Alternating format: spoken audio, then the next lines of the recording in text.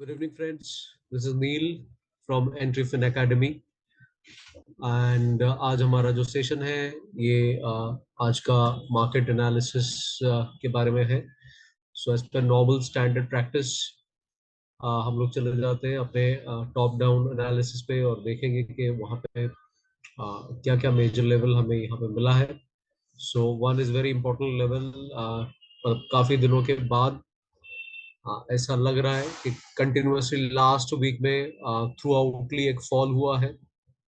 और आज जो हम लोग देखेंगे कि अगर हम लोग एक छोटा टाइम फ्रेम में जाएंगे तो और क्लियरली दिखेगा कि ये जो गैप अप हुआ है हमारा, सॉरी, ये जो गैप डाउन हुआ था सुबह, अगर छोटा टाइम फ्रेम में जाएंगे so that is like 5 minutes etcetera time frame में जाएंगे तो ये क्लियरली दिखेगा एक्चुअली कि यहाँ पे जो गैप डाउन हमारा हुआ था सुबह. तो यहाँ पे जो पहला दोपहर में हमारा सुबह जब मॉर्निंग में जब ओपन हुआ था, जब मार्केट नीचे गया था, उसके बाद इनफैक्ट ये निफ्टी फ्यूचर चार्ट में जाएंगे तो और क्लियरली दिखेगा in fact.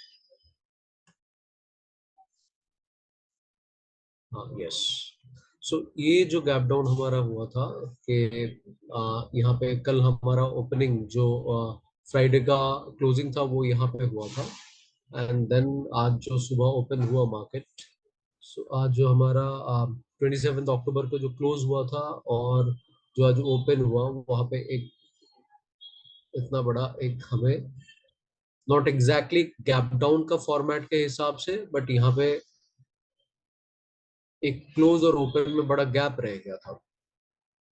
So this was a kind of a strong resistance के जहाँ पे यहाँ पे बायर बैठे हुए थे और सेलर ने स्टार्ट ही किया यहाँ से जहाँ पे एग्जैक्टली बायर बायर बैठे हुए थे. तो this is kind of a strong resistance level था जब प्राइस इनको मतलब सुबह मॉर्निंग में ओपन होने के बाद इसको नीचे लेके जाने की कोशिश किया गया और फिर ये प्राइस यहाँ से ये फिर ऊपर की तरफ गया. सो ये रेजिस्टेंस को काइंड ऑफ नेग्लेक्ट करके रेजिस्टेंस को डिनाई करके ये प्राइस यहाँ पे गया and then we have seen कि थ्रू आउट द डे ये ऊपर की तरफ रहा.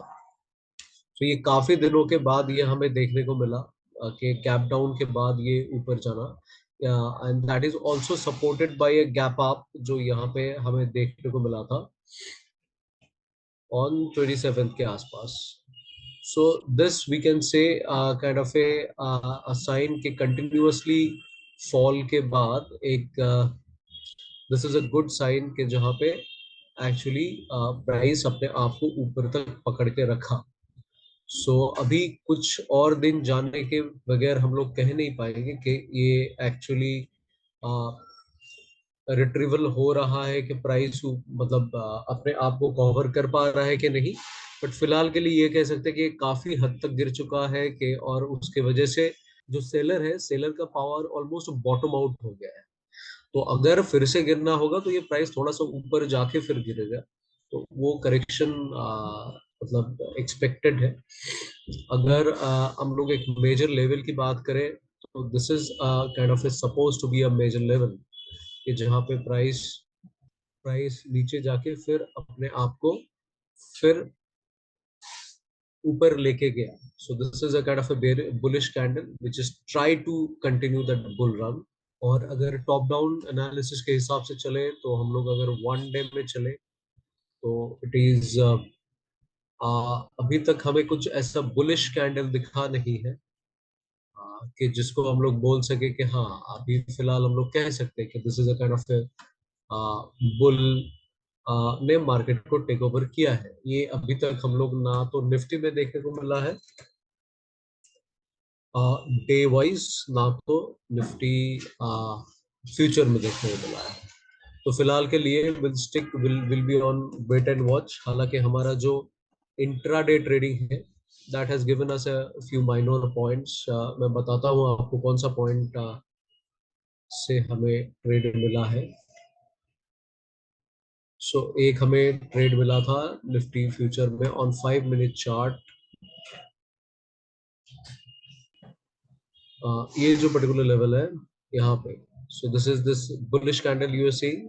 तो ये बुलिश कैंडल जो है, ये देखिए निफ्टी का एक बेयरिश लेवल भी था यहाँ पे, जिसको डिनाई करके बुलिश लेवल फिर ऊपर की तरफ गया है। जो है यहाँ पे हमें एक इंट्राडे ट्रेड मिला था which we have closed somewhere here.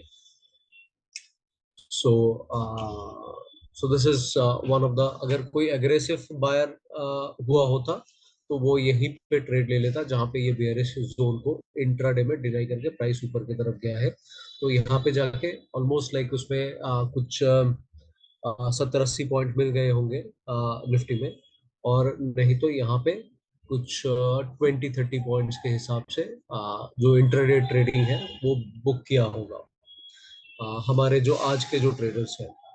अभी हम लोग एक बार जल्दी से चलते हैं बैंक निफ्टी पे।